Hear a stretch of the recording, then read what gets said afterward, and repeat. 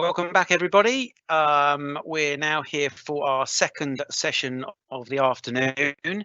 Our speaker is Simon Bellm from the law firm DMH Stallard, who many of you may know have an excellent reputation across London and the South East. Simon provides expert advice to both the public and private sector, regularly advising on the changing nature of the workplace. So who do we think would be better to come and speak to us today about the topic of the legal implications of hybrid working, not just for the employee, but obviously for the employer. So Simon, thank you very much for being part of the afternoon. I know that we'll have a few questions in this area for sure, so I'll let you crack on with your presentation. Thanks very much. Okay, thanks very much, Jamie. Good afternoon, everybody. The areas that I'm going to have a look at, I'm going to be looking at some of the contractual issues regarding hybrid working, some of the practical issues around the planning and insurance arrangements. I'll talk about the knotty subject of monitoring what employees are actually doing whilst they're at home and how far an employer can go. I'll be talking about data protection and confidentiality and some of the issues that arise there. And I'll finish off by talking about some of the health and safety issues that arise as a result of a hybrid working arrangement. So starting off with the contractual considerations, I suppose one of the first things you've got to ask yourself is, well, is an employer entitled to require the employee to work at home? And it's been one of the interesting features of the pandemic that all of a sudden thousands and thousands of people have changed their place of work without anybody giving any real thought to whether or not the employer was contractually entitled to ask them to work from home. And I guess common sense has prevailed because everybody has really wanted to cooperate and get on with working lives, preserve their own employment, so people have just done it. But I think you do need to keep in mind that if it's a situation where you as the employer are trying to dictate working arrangements, which perhaps the employee isn't so keen on, perhaps the employer is saying, no, I want to work 5 days in the office or in the workplace, and you're saying, no, you're going to spend 2 days working from home. You've got to think about what your contract of employment permits you to do. So the first question you have to ask yourself is, does the contract allow the employer to vary the workplace? Can you simply require the employee to work at a different place, including their home? If it doesn't, then really you're going to need to try and get the employee's agreement. And I think the underlying principles of, however you go about this, to consult with staff and try and maintain employee engagement, because it is an arrangement where you've got to take people with you. It's very difficult simply to impose a home working arrangement, because if the employees feel as though it's been imposed on them, then they're not going to cooperate. OK, so assuming you get over that first hurdle and you got the employee to agree to a hybrid working arrangement, or the employee is very keen to do that in any case, what are the contractual considerations and the parts of the contract of employment that you need to have a look at? Well, I would encourage you to build in as much flexibility for you as the employer as possible. So be specific that regardless of the entitlement to work from home, there is an obligation on the employee to carry out certain duties and attend at certain places for specific occasions. And that might be weekly team meetings, client events, their own appraisals, or even disciplinary or consultation meetings. So think why you might be asking the employee to be in a different place. Second slightly tricky area in terms of the contract is expenses.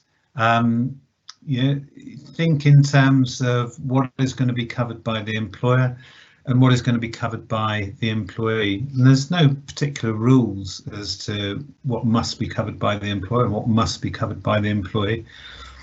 The first thing I would say is that if you're in a situation where you're trying to get the employee's agreement to work from home, then you're going to have to be flexible in terms of what you're willing to pay for as an employer.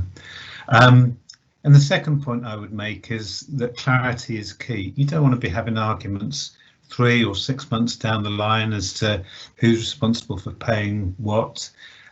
So make sure the contract and the arrangement is clear about all of these different areas. That's travelling expenses, What if there's a further travel to customers and suppliers? Increased telephone and broadband costs, printing could be added to that, heating and lighting, and the costs of providing some of the equipment that's going to be needed to enable the individual to work from home. Think about your procedures for reporting illness. I mean, obviously, typically if an employee is in the workplace, there's a natural obligation to call in sick, to tell your manager that you're not going to be there. Slightly different if the individual's working from home. So do you need to get that reporting structure slightly changed?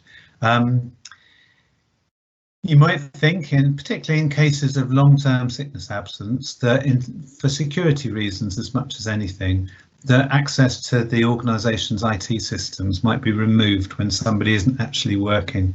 It's very much a safety and security measure, and I'll talk more about IT security later on.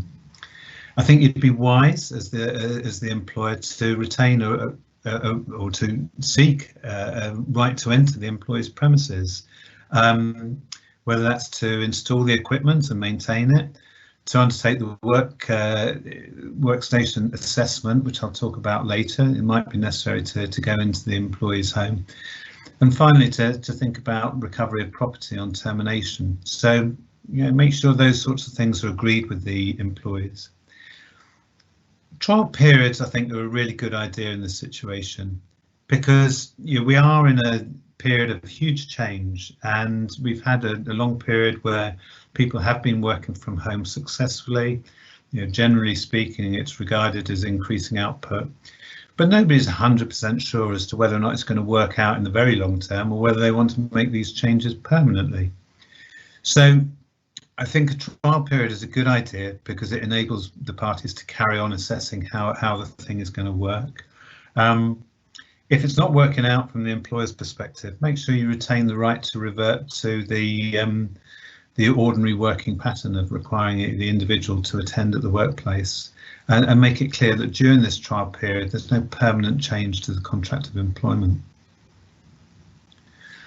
Hours of work, well, this is the thing that really has changed as a result of people working from home. I mean, most workplaces prior to COVID had an established working pattern, and fair enough, there was a level of flexibility built into most workplaces' working hours, but typically there were core hours, and sometimes the hours were very strict.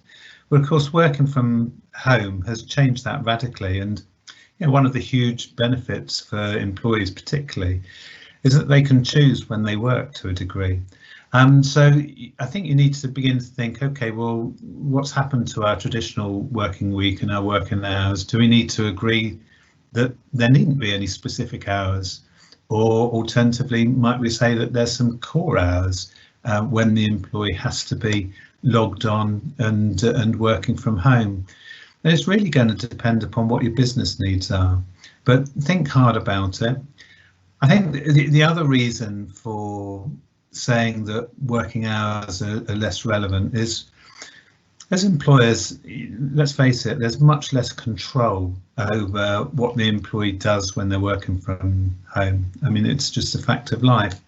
And so I think there's probably going to be a shift, and there has been a shift, towards measuring employees and valuing employees in part by the output, and not necessarily valuing and appreciating employees simply because they've been there 9 to 5 or the specific hours that are demanded, but more assessing people by reference to their output. So more and more, I think, working hours and possibly working days as well need to be reviewed, and possibly you need to rewrite the arrangement. And just sticking with the theme of hours, make sure that employees are required to take appropriate rest breaks. The basic requirement is a minimum 20 minutes every 6 hours. That's under the working time regulations. That's an important area if you're going to avoid incurring any liabilities there. I've talked a little bit already about how people's jobs are perhaps changing, the nature of them, and the focus moving towards outputs. Have a look at the job description and the role, how you describe the role of the employee. If they're working from home, does that need to be rewritten, reviewed? there may be some important changes that need to be made. And then finally, on the contract side, is the question of, well, how do you record all this stuff that we've been talking about? Do you simply write the employee letter saying, well, look, this is the new deal and the new arrangement, or do they need a new contract of employment? I think the truth there is that if there are a significant number of fairly important changes to their hours, etc., then I would give them a new contract of employment. If the changes are relatively minor, then a side letter is fine. Okay, and moving on to some of the more practical stuff. Planning and insurance. The basic proposition is that you don't need planning permission to be able to work from home. That makes the assumption that there's no major structural alterations being made to the home, and it makes the assumption that working from home is ancillary to the property. The main purpose of the property is that it's the individual's home. So it's a question of degree, but the more that the property becomes a workplace, the greater the risk that planning permission will need to be considered. Another thing from the employer's perspective is that you could be arranging for quite a significant amount of equipment to be installed at the employee's home. Make sure that your employer's liability insurance covers any equipment of the employee which is located in their home. Now, this is an interesting one. I mean, it's employee monitoring. As we've already accepted, there's very limited opportunity for employers to really keep an eye on what's happening at home. And I think probably where I start off at is that if you've got a hybrid working arrangement, you're allowing employees to work at home, then one assumes that there's a level of trust within the working arrangement, the working relationship, so that hopefully you don't feel the need to actually monitor what they're doing on an hour-by-hour basis. There's always been quite a debate about the extent to which an employer is entitled to monitor an employee's activity, whether that's looking at their workplace emails, whether it's recording their activity. And there's a balance to be drawn. There's various regulations that limit the employer's entitlement to do that. But equally, so long as the employer has got a legitimate purpose in doing it, then in broad terms it's regarded as acceptable. And we can see that there's been quite a lot of publicity about some employers who have taken this to another level with employees working from home. And PwC, as an example, they were reported to be developing facial recognition to make sure that the employee was actually at their computer. And they were saying, well, it's for compliance reasons. But you can see that some employers might want to use that sort of technology to make sure that the employee is working when they say that they're working. And there are various other tracking tools that can be used to monitor the employee's activity quite closely. There can be a legitimate purpose for monitoring activity. If you're looking after the employee's well-being, then that's a thoroughly legitimate purpose. There'll be other legitimate purposes, such as making sure that client demands are met, making sure that employees' obligations are being met in general. But I think you do need to think hard about, well, why are we monitoring here? What is the important thing that means it's necessary to monitor employees in this way? Be open about it. Covert monitoring brings much more dangers than being open about what you're doing and explaining to staff what you're actually looking at and reviewing. And I think as a general rule of thumb, less is best. Data security and protection. I mean, there are significant challenges and risks that are created when people work from home. I think that the first thing to do is actually work out, well, okay, what are those risks? So what data will the employee be accessing and processing whilst they're working at home? Ask yourselves, well, do they need to have access to all that data, or is it possible to limit the sensitive data to which they have access and which they'll be processing at home? But let's make the assumption that most jobs are going to involve employees processing data and storing data, details of customers, could be quite sensitive data. How is that going to be moved in and out of the house? How will it be if it's physical stuff such as files relating to individuals or individual businesses? How is that going to be transported from the office to the home? What are the security arrangements? What are the rules in place about taking that sort of data and information outside of the workplace? What are the rules going to be about how it's stored when it's at home? If you've got sensitive information, are you going to be leaving that in on the kitchen table so that other people might see it? Are there going to be rules about locking such sensitive material away? So these things need to be thought through and agreed with employees. You need to think also about your IT protection, control of employees downloading software which is going to damage equipment. Think about document creation, retention and destruction. I mean, there's, I'm sure you're aware, a lot of data protection legislation in broad terms says, well, once you no longer need data, once there's no longer a legitimate purpose for retaining it, then it ought to be destroyed. You know, is that going to apply to individuals working from home? It certainly should do. Now, another area which is quite interesting is COVID, certainly for some people, has meant that they've been able to take advantage of being able to work at home abroad. So people lucky enough to have properties overseas have been in a position to rely on the internet, work from those overseas locations. And there are some significant implications there. The first one is in relation to data. If you're moving data cross border, that brings in additional complications. But there's one or two more as well. So if you've got an employee who says, right, I've got a holiday home in France, I want to be able to work from there, is that okay? It might be an occasional basis, it might be a more regular basis. But you've got some things to think about. First of all, immigration rules. Does the employee have the right to work in, say, France or Spain or wherever? If they do it on a long-term basis, will it impact on their right to return to the UK?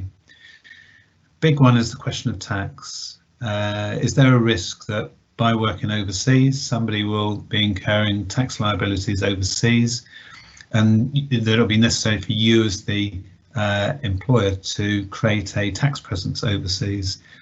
There's payroll and social security implications possibly.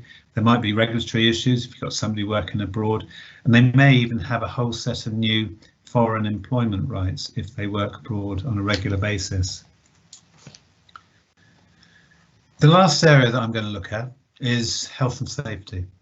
I mean, the underlying principle is that all employers have an obligation to take reasonable care of the health and safety of their workers, and that's enshrined in law and has been for many, many years. And the first thing that it's important to recognise is that that applies just as much to home workers as it does to people working within a workplace, an office or a factory.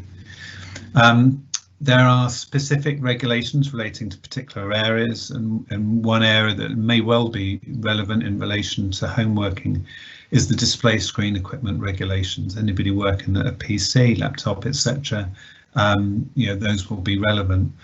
And the primary focus of that legislation is to focus on the importance of undertaking a workstation risk assessment.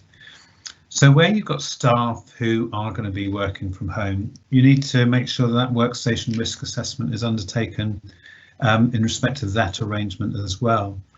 Now, how do you go about doing this? I mean, one possibility is that you arrange for some of your facilities team or whoever undertakes the assessments to visit the employer at home, and that may be necessary.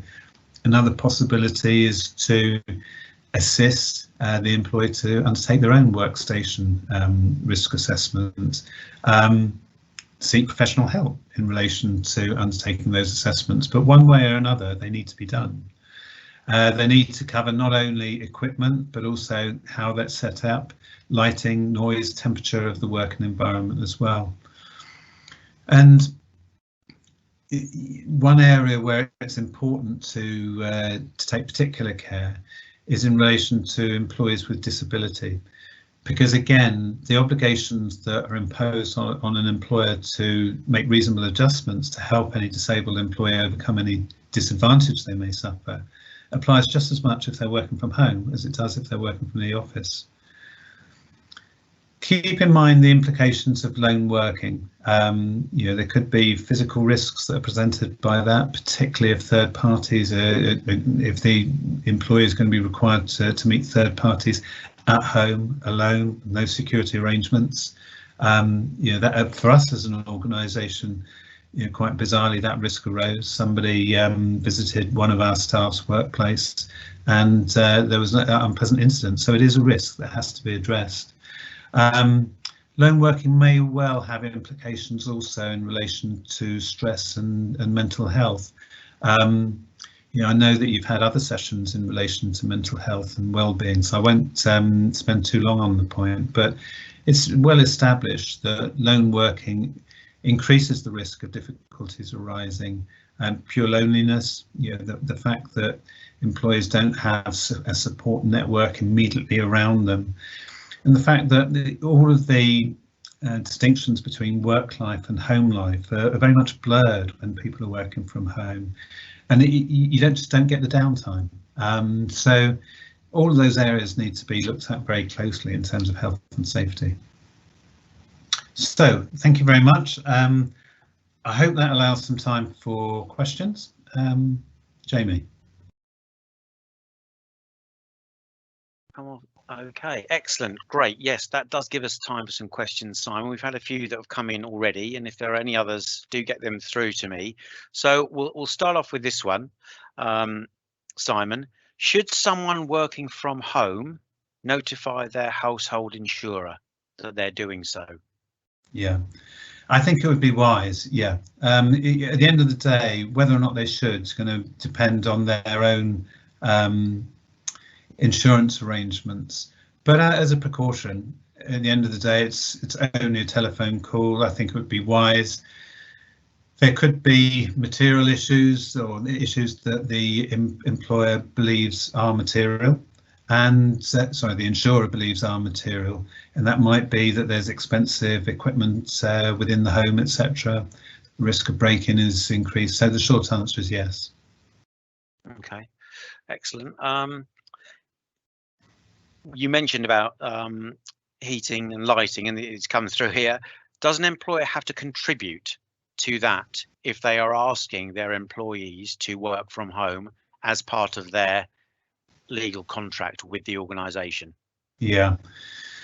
Well, there are no rules about it, but I think it's the point about if it's the employer who is driving the arrangement, and if it's the employer who is asking the employee effectively to agree to work from home, then you're going to need to do everything that you can to secure the employee's agreement. And it may well be that they turn around and say, well, look, why should I lose out financially as a result of being asked to work from home? So at that point, there's quite a lot of pressure on the employer to say yes, we'll cover that cost and we'll cover this cost. Okay. Here's one. Is the employer legally bound to support home office equipment if an employee normally works 2 to 3 days a week from home? Yeah. If you've got an employee working 2 or 3 days from a week from home, you've got all the obligations that we've been talking about. So it's particularly the obligation to provide a safe place of work. So you're going to have to provide them with the equipment to do their job. You're going to have to make sure that it's safe. So you're going to have to think about the whole setup. And if you as an employer say, look, just get on with it. Everybody's got a laptop, everybody's got a PC. You can log on, or everybody's got a telephone. There's no reason why they can't just make telephone calls from your own home phone. Then an employer is failing to comply with its responsibilities. Okay, thank you. here's one that relates to DSE. So the DSE regulations were last updated in 2002, and a lot has changed in that time.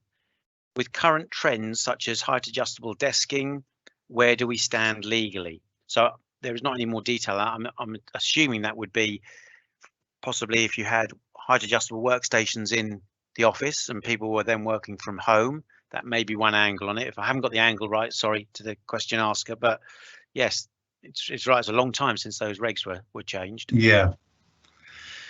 Well, I think that the starting point is that the obligations that are placed on the employer in respect to somebody working from home are the same as the obligations that are imposed for somebody working in the office.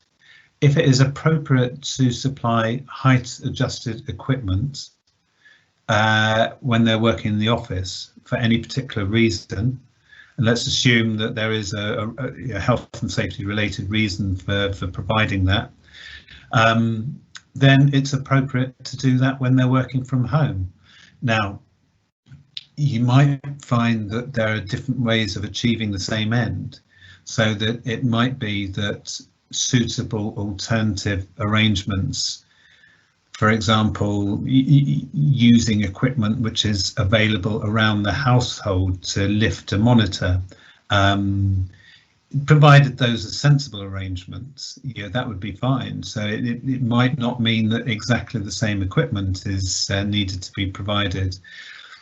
But the obligation is to take reasonable care of their health and safety, and if it's reasonable within the workplace to provide height adjusted equipment, if they're working from home long term, they're doing it on a regular basis, perhaps 2-3 days a week, then yeah, they're going to need to provide that sort of equipment, and if they don't, then they're going to suffer the consequences. If, for example, if the employee has some spinal injury, some muscular difficulty that arises as a result of the work that they're being asked to do from home, then the employer is going to face a personal injury claim. Yeah, I suppose just on that, if you, of course, we deal with an awful lot of people who we provide height adjustable desking for, who do have the musculoskeletal issues, and it's part of that needing to manage that condition. But an awful lot in more recent times, sit-stand working has become a standard offering. What we've seen is that maybe some organisations that have standard sit-stand desking in the office, but have maybe seen this as a short-term situation and provided maybe static desking, standard height, 73 centimetres, just 4 legs that screw in to create a desktop. If things were going to become more solidified, perhaps, shall I say, with home working, would that employee have a reasonable right to say, well, I would like the same situation now that I've got in the office, which is a height adjustable workstation, because I'm going to be working from home permanently on a 2 to 3 day split or something of that nature? Would they be able to quite argue that case? Yeah, definitely, because at the end of the day, what the employee would be saying is that I need this equipment for my health and safety, and you're asking me to work from home for 2, 3, 4 days a week. If you don't provide me with that equipment, then my health is going to suffer, and yeah, an employer would be at serious risk of a claim if they said, well, no. And it's obviously there's a cost involved in equipping people to work from home, but I don't think the courts are going to be terrifically sympathetic with arguments from employers that, well, hang on, it's too expensive to do these things, because what we're talking about, as you say, we're talking about a pretty fundamental change in working arrangements. It's not people being asked to do it on a temporary basis. It's not people being asked to do it 1 day a week, every fortnight or something like that. It's people who are being asked to work from home on a long-term or permanent basis. And yeah, I think that the obligation will be to provide that equipment which is necessary to take care of their safety. Okay. Yeah, it's a tricky one. A lot of this stuff in your department is not straightforward. No, I mean, it is true to say that, you know, an awful lot of the law revolves around things in terms such as reasonable and reasonable care. But, you know, you can simplify that. You know, if there is an issue and if somebody points out to an employer that, well, if you carry on asking me to do something in this particular way, I'm going to suffer an injury. And the employer just says, OK, we'll just carry on, please, and doesn't provide them with the equipment that's going to protect them, then that will be unreasonable. So, yeah, you do have to look at every situation, the particular circumstances of every situation. But where you've got an employer who's saying, look, I've got a problem, there is a risk, I need some equipment to be provided, then if the employer doesn't provide it, there's a very, very good chance that that will be regarded as not taking reasonable care of the employee's safety, because the employer is on notice of the problem. Okay. Just got a few more that are coming through here, which is great. I'll just read these out. If I ask to work from home, is the employer responsible for providing equipment, or can they just say I can come into the office and have my reasonable adjustments met? So what I'd say there is that you can come into the office and we can arrange that there, so we don't need to provide for you at home. Yeah, I think that the employer is entitled in those circumstances.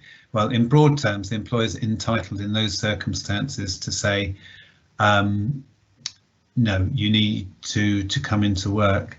The reason for hesitating is the disability legislation. If somebody were to be able to argue, well, look, it's my disability that means that I need these things, and I'm not allowed to work from home like everybody else is because my employer won't pay for the things that are needed as a result of my disability, then they will draw the link between not being able to work from home and their disability, and you could have a disability discrimination claim.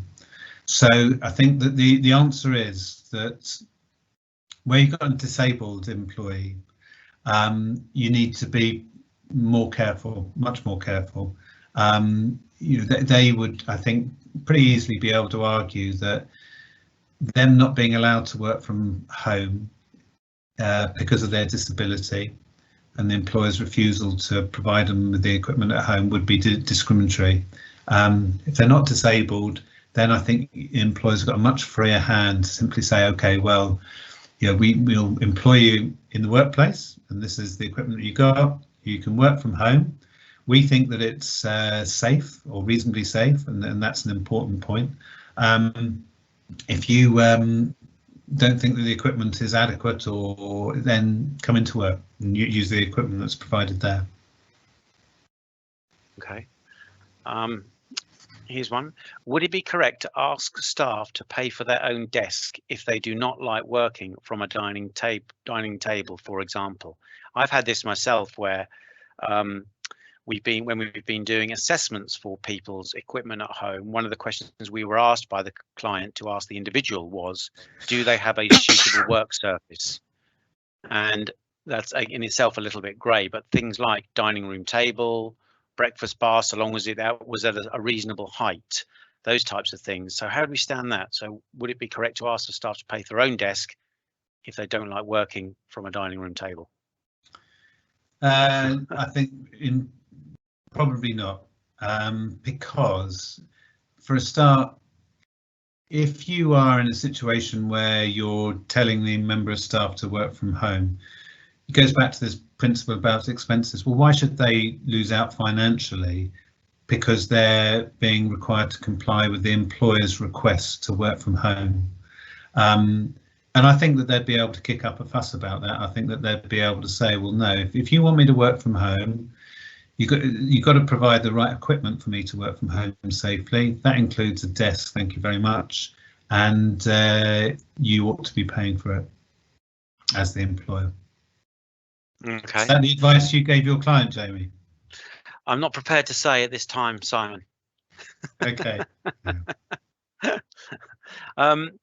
Here it's another one. If colleagues were previously supplied with dual screens or a large widescreen to carry out roles in the office, is it suffice to provide one standard monitor for home working as a business need rather than a health need? Yes, that's fine. If there's no health issue there, no health issue in the sense that there's some ill health that requires two screens or widescreen, whatever, then that's fine to say, right, you operate just with one screen. And that's quite common. That's interesting. Okay. Here's a question. What about people who want to work at home through their choice, but they don't have suitable office space? I suppose that comes down to the regs. Yeah. Okay, so if somebody's saying, look, I really want to work from home, you as the employer have got an obligation to take reasonable care of their safety, and that applies even if they're the ones who are begging to work from home. So what you can't say is, look, we warned the employee about the unsuitability of their home working environment. They were insistent, they really wanted to work from home, so we said yes, and something happens, something goes wrong. The fact that they wanted to work from home is no defence for the employer. So you've got to take reasonable care of their health and safety. You've got to make sure that their working environment is reasonable in terms of health and safety. And that's whether or not you are asking them to work from home or whether they themselves are saying, I want to work from home. If you can get over those health and safety hurdles and you can say genuinely that, yeah, the workplace is safe in health and safety terms, it's just not very attractive because somebody is sleeping in a room and then getting up and then working in the other corner of the room, etc. Well, as long as you're not infringing health and safety regulations, then that's okay. And that's a situation where the employee is saying, I very much want to work from home. Interesting. I mean, it's more difficult if you've got an employee saying, well, look, I want to come into the office and I don't want to work from home because I haven't got the facilities to work from home. That is a difficult situation, and it's going to be very hard to demand that the employee works from home in that situation. Okay. That's interesting because we've got another question here that's just sort of linked to that, which says, would you be discriminating against an employee if they could not work from home, so therefore you made them work in the office only as they had no suitable space? Would that be discrimination? Yeah. That is, it's a clever question. Discrimination arises where somebody's got a protected characteristic, such as their sex, their race, their disability, whatever. So in technical terms, if you say to somebody, no, you're required to work in the office, if it's not linked into any of those factors, it's not discrimination. And so you are entitled to say to an employee, look, we need you to work in the office. And that's even if some of their colleagues are working from home. Now, what makes things a bit complicated, and why it's a clever question, is it could be argued that requiring a woman to work in the office rather than allowing them to work from home is indirectly discriminatory on the basis of sex, because it's recognised by the courts that women have the primary role in caring for children. And that means that very often it will be more difficult for a woman to comply with the requirement that they must attend within the workplace. So there's some fairly technical but realistic arguments that a woman could bring if an employer was insisting that they come into work in circumstances where their colleagues were allowed to work from home. Okay, this is an interesting one, Simon. What about the financial savings that the employee has by not commuting or paying for parking? Yeah, that's a good point. I mean, there are very significant savings being made. I read one article. I can't remember what it converted to in pounds, shillings and pence, but in terms of time, there's an average saving of 59 minutes per day saved in commuter time as a result of people working from home during the pandemic. So, but I think that the savings that individuals make in terms of their travel costs, etc., are all part of that general discussion that takes place when an employer is saying to the employee, we'd like you to work from home. The employee may say, yeah, but that's going to mean that my electricity bills are higher. They might say various things in terms of the impact of it. But I think the employer is entitled to turn around and say, yeah, OK, on the one hand, your bills might be a bit higher, but on the other hand, you're saving a lot of money in terms of train fares, aren't you? So it's a legitimate consideration. I think it just gets weighed into the balance when you're having that discussion about, look, we'd like you to work from home. Let's see if we can agree an arrangement which suits everybody. Excellent. OK.